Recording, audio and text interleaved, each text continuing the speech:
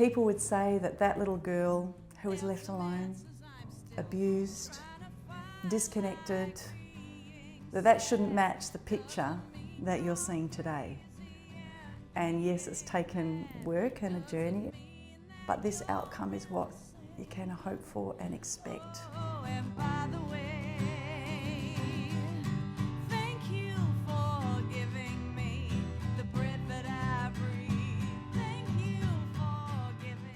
Trauma relates to overwhelming experience. It's not about the event itself that's precipitated the trauma. It's not about event magnitude. It's the perception of the person of overwhelm and complete lack of safety. And it actually triggers inbuilt biological mechanisms that we're all equipped with innately to maximise our chance of survival. So if we're in a situation of trauma or negative overwhelm, if we perceive that to be the case, automatically our brain is going to move into a different stage of functioning. And everybody would have heard the term fight or flight. It's actually fight, flight or freeze. They're all particular responses to trauma and the attempt to cope with it. Absolutely possible to recover from a time where, one feels there is no hope and there is no future. At a time I was so subsumed by the past that I lived in the past. Flashbacks were my daily life. I couldn't even imagine a present, let alone a future. But now to be able to plan and look forward to things and enjoy things. Children in particular often access unconsciously the freeze response because they literally often lack the capacity to fight or to flee. So if the underlying trauma isn't addressed, people can be easily triggered down the track by something quite innocuous. Someone will say, well, how could that possibly upset someone? But the smallest trigger that's a reminder of an unprocessed trauma can take the person back into these strong biological responses that impair daily functioning. Understanding how my brain works can help me learn how to regulate my own system, how to regulate my own emotional system, how to not just walk around life feeling fear all the time, but knowing that, okay, I'm going into a sympathetic nervous system response when I go into a fear response. I can learn about breathing, I can learn about accessing my body, grounding, using my senses, all those things to help regulate what's happening in my brain even. I can use my conscious thinking, to affect what's happening in my body. One of the most empowering things is learning how to regulate your own system and not just feeling like it's out of control and everything just happens all on its own. And I was blown away and I was questioning, why can't you speak? And when I went to bed that night, all these visions of when I was under the house with the gentleman that was molesting me. I'd had this experience from the age of 3 to 6 at this point. So I was 6 years of age and I've realised that this is wrong. I don't want to do this anymore. Somebody may have used drugs and alcohol to survive. Somebody may have used self-harm to survive. They may have used hoarding, various compulsions, various addictions, various behavioural things to survive. But they make sense, like those things have served a purpose to survive. They've had a function. So to understand that that's a strength, that's not just a dysfunction, that's not just you've failed at something, that's your strength because it enabled you to survive. It is a resilience to use coping strategies, actually. My trauma survivors have taught me a lot about mental health and about how to care for them. The overall thing I would say is, wow, how amazing that you have survived the way you have, given what has happened to you. You can't do it by yourself. In fact, that's one of the tragedies of complex trauma. Many people have been betrayed and let down in their relationships and they try to cope by themselves, cut themselves off from potential sources of support. There's a culture of secrecy around it. We all need support and relationships are central to that support. But a few friends that are here, and I will talk about it to them and just say, look, today I'm having a bad day.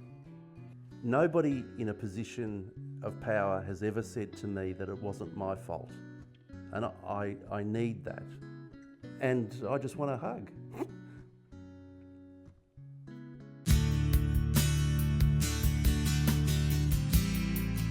I think a big part of recovery as well is a sense of feeling reconnected back to belonging somewhere.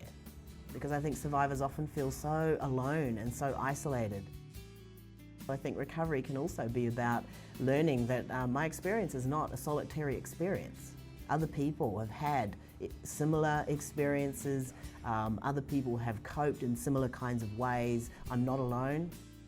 Recovery is different for everybody, but I think there's some common elements that can be about being witnessed and learning about safe relationship again. And learning about relationship to self is a big part too.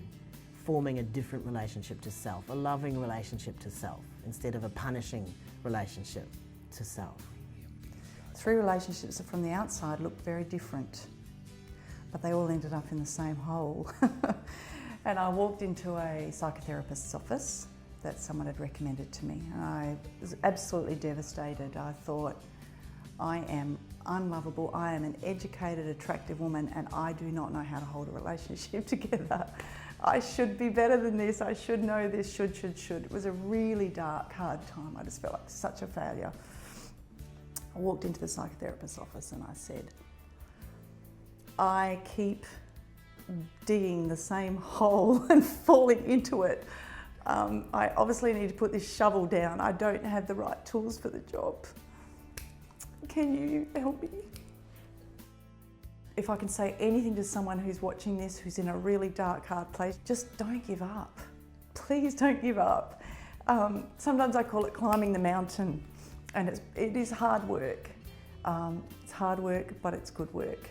And if you do the small, bite-sized pieces, you can't do it all at once, it's too overwhelming, but don't be afraid to start. Don't be afraid to start. Don't be afraid to start unpacking it. Because the reward is so worth it. So I just call it climbing the mountain step by step, and one day you enjoy a view that you never thought you'd enjoy. I can only share from my experience that it's worth the work. The dark spaces can actually be where you open the door, and you don't have to be consumed by those moments, because they're not now. Now is completely different. Life is so much bigger than that. So really trust and share your experiences to evolve beyond that space. I absolutely believe that people can move into recovery, whatever recovery looks like for them. That's the main thing, having a totally different experience of themselves, of relating to others, of existing in the world, of feeling a part of society, of feeling that people belong somewhere rather than that very isolated and alone sense that a lot of survivors can have. It's totally possible to move more and more and more into recovery. So be kind to yourself to start with, and understand that you're on a journey. Find something that lifts your soul, Music, art, nature, animals, whatever it is that helps you look up. The reactive spaces, which I danced in for many years, which didn't allow me to be me. It's like you're stripped of your worth, your beauty, you're stripped of all of those things in those moments in time. However, they aren't who you are. And I have been exposed to a lot more of me. And yes, it's a given. People can heal from this crap. And that's exciting. I think for survivors, one of the issues, and the most complex issue, is about finding workers and clinicians who they can establish a trusting relationship with. There are interventions that are helpful, that recovery is possible. It's a very hopeful message at the moment with a much greater sophistication. Be guided to the right clinicians and you can be helped. There have been studies that show very clearly that when people have processed their own trauma their well-being increases and their relationships are positive. Thank you for lifting me up to the angels that watched over me. Oh, What are the special things I do for myself? I exercise every day. I absolutely know that exercise changes my brain. I have a gorgeous group of women that I meet with every week for breakfast. We're all accountable to each other, and we have to be accountable for how well we're looking after ourselves. My spiritual life is important to me. Faith and hope are two things that I hold close. There's lots of hope and optimism for the future, and you know, as a survivor, there were many, many years when I couldn't have said that. I couldn't believe that, and what was very important for me was that other people held the hope when I couldn't. But living a healthy, worthwhile life, absolutely.